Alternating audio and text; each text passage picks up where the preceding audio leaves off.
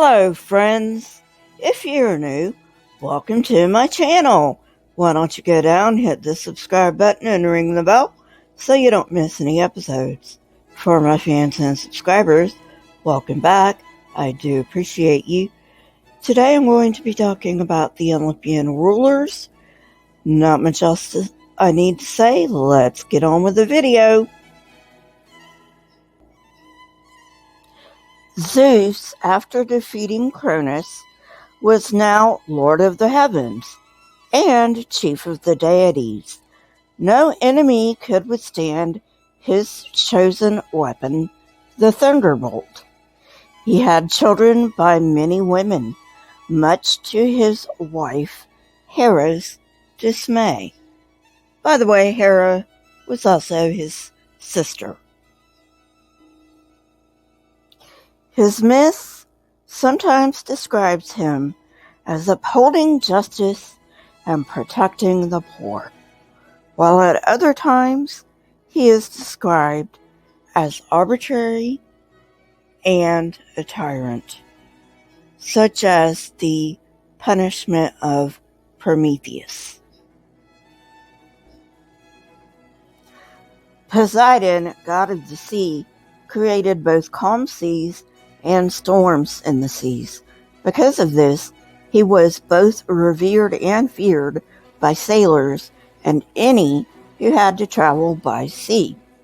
He also created horses and wielded the powerful trident. Proteus, son of Poseidon, was renowned for his wisdom, but he also liked keeping it to himself. Mortals who wanted to learn from him first had to find him.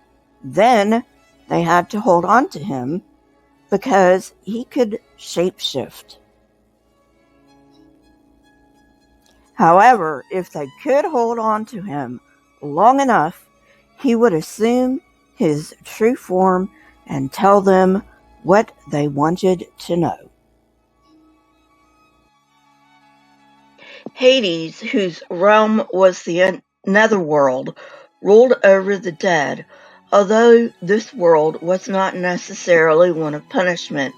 His realm also shared his name and was dark. Obviously, he was god of the dead, but he was also god of deep earth, from where precious metals came, making him the god of wealth also. Apollo, god of sun, music, prophecy, and medicine, could tell no lies. His oracle at Delphi gave answers to those who sought them, but the prophecies were couched in riddles and obscure wording, such that some felt deceived. He taught men the healing arts and delighted all with his music, but he punished those who sought to rival his musical skills. He was also a god of archery and never missed his mark. Therefore, to anger him would have been ill-advised. Hermes, though one of the youngest gods, was far from insignificant. As the patron of commerce and theft, when he was less than 1 day old, he stole Apollo's cattle. When Apollo came to get them back, Hermes traded them for the lyre. He often served as messengers of the god and is portrayed with wings on his feet. Pan was his son, god of shepherds and goat herders, his body somewhere between that of a goat and that of a man. He played enchanting music on his panpipes, but also made noises to frighten people at night. Fun fact, our English word for panic comes from his name. Ares was the god of all war, not just defensive war. Some revered him for his courage and the glory one could win in his service, while others regarded him as arbitrary and ruthless. He was more popular among the Romans than the Greeks, and does not seem to have had a wife. Hephaestus, smith of the gods, made ornaments, weapons, and many other things for them. A rather odd thing was that he was crippled. Kind of odd for a god, don't you think? Some say he married Aglaia, one of the Graces, while others claim he had married Aphrodite. Eros was the god of love and companion to, later tales say son of, Aphrodite. Many dispute his character, while some say he was gentle and moved mortals to generosity and courage. Others claimed that he was spiteful, driving mortals to lust and ruin. Dionysius, god of wine, madness, and ecstasy, was born to the god Zeus and mortal Semele. His mother died shortly before his birth due to Hera's jealousy. His father, Zeus, however, made sure that the premature child lived. Later, Dionysius would travel to the underworld, bringing his mother back. He then bestowed her with everlasting life on Mount Olympus. His devotees did not worship him in temples and with strict rituals, but roamed from place to place, drinking, dancing, and singing. Hera, Zeus's wife and sister, got jealous because he cheated a lot. Many of her stories deal with this jealousy, and although she could be merciless to women who bore Zeus children, she could be kind to other mothers, even helping them in childbirth.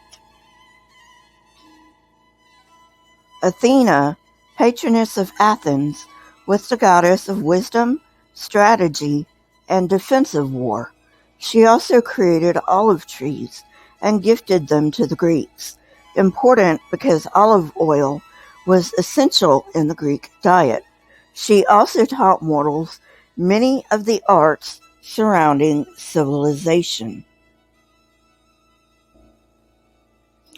Aphrodite was the goddess of love and desire, who could be loved or cursed by mortals, depending on their experiences.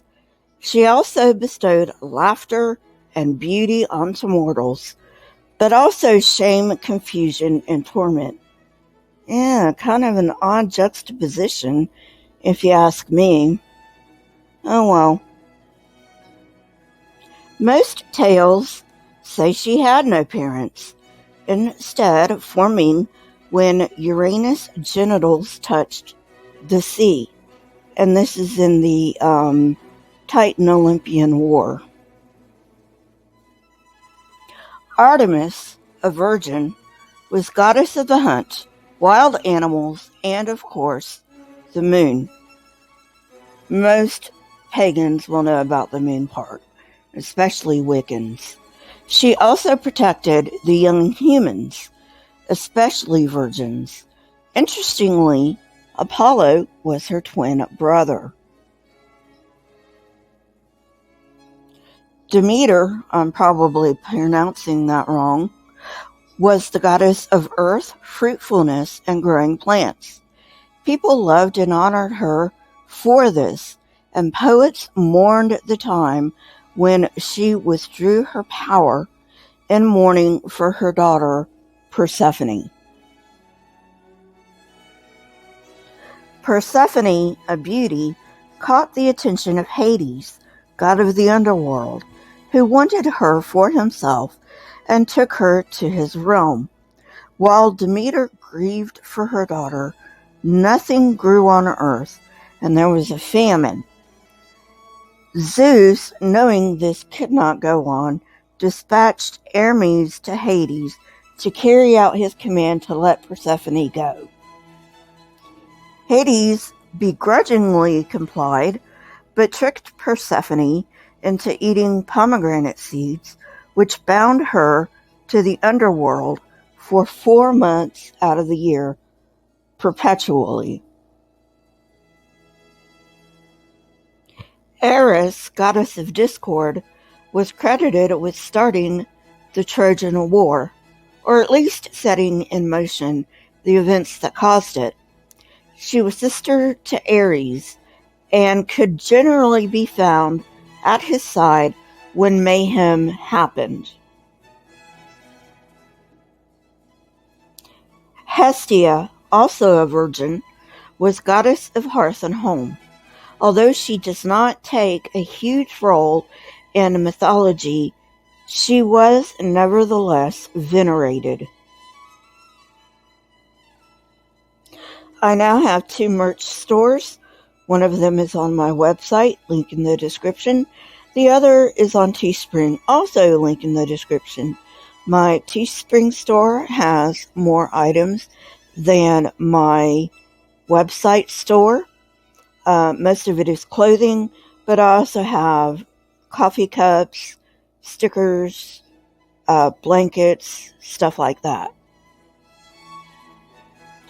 Well, friends, that's it for today. I hope you enjoyed it. If you did, hit that like button, press the subscribe button, and if you want to know when I come out with new content, hit the bell next to the subscribe button.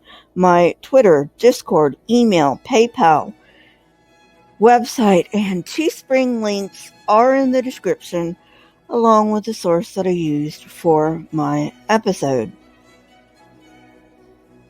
If you wish to contact me, Twitter is the best way, followed by email. Or you can always comment in the comment section, because I do read comments. So that's all I have for today. Stay safe and goodbye.